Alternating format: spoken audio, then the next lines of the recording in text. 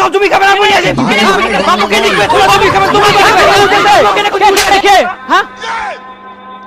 হ্যাঁ তোমার হ্যাঁ বাবু উত্তেজিত হও না উত্তেজিত হও না দেখা যাক ভাই ভাই গন্ডগোল সৃষ্টি হচ্ছে।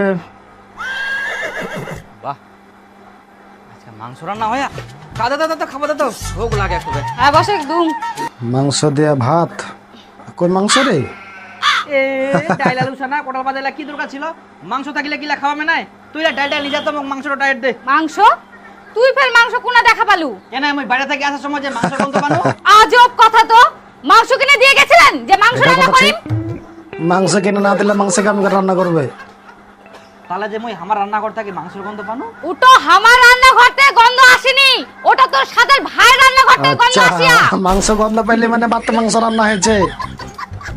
এই দুদিন আগে তোমরা মাংস খাইল আজকাল ফের মাংস নিয়ে আসিল তো আনিবে না? বাপের সব সম্পত্তি তো উম্মার ঠিনাইছে, সে হুশ আছে তোর?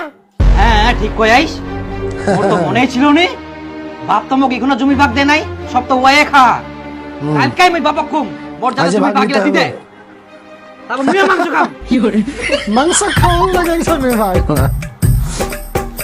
হয়ে যাবি ফুলের বউ, একটা কথা আছে তোর কুটনি সঙ্গে। বাড়ির কি পাশে কথা পাশে আছে? কুটনি তাড়াতাড়ি থাকবে। কর, অনেক কাছে অনেক জরুরি কথা আছে, তাড়াতাড়ি করলে হবে। আসে কাছে কিনা আসে, ইস একটু তাড়াতাড়ি কর তো, আমার অনেক কাম আছে।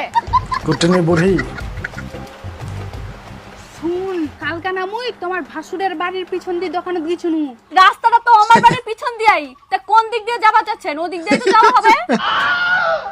আরে পুরা কথাটা তো আগে শুনে। আচ্ছা আচ্ছা কো, কালকে আমি দোকানে যাওয়ার সময় আমার গল্পলা সব শোনা পাইনি। তোমরা কি কালকে মাংস রান্না করেছিলেন? হ্যাঁ, তোমরা কি করে জানলেন? আরে ওরাই মাছ ভাতারে গল্প করছিল, তোমরা বলে মাংস খান প্রতিদিন। আচ্ছা, এই জন্য মোর পেট খারাপ হইছে। তোমরাই মনে নজর দিতে। পেট খারাপ কারণ মাংস।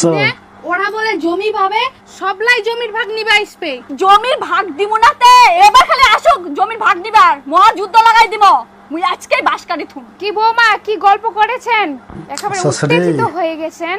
ঠিক আছে থাকো বিফুলের বউ, হ্যাঁ আমরা আইসনো বাড়িতে মেলায় আসছে। কুটনি গিরি পালিয়ে আলো। এই একটা সিরিয়ালের গল্প করেছিল, মোরও ঝাড় দিবা হবে। যাক, আগুনটা তাহলে ভালোই লাগাই। আগুন তো লাগে গেছে। মোর পেটের ভাত ভালোই হজম হবে। আগুন লাগিয়ে পেটের ভাত হজম হবে।